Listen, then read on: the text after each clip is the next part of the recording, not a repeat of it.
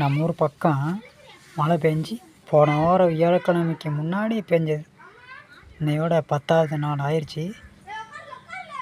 மழை கொஞ்சம் குறைஞ்சிட்டதுனால வெயிலோட வெப்பம் எந்த அளவுக்கு பாருங்கள்.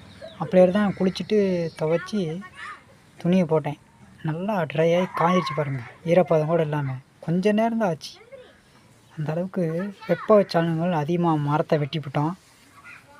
நிழல்கள் இல்லை, மணலோட பிடிப்புத்தன்மை இல்லை. எல்லா பக்கமும் அசுத்தங்களும் இது மாதிரி விதமான மாற்றங்கள் இருந்ததுனால மழையோட வாய்ப்புகளும் அதிகமாக குறைஞ்சி போக இப்போ பார்த்திங்கன்னாவே தெரியும்.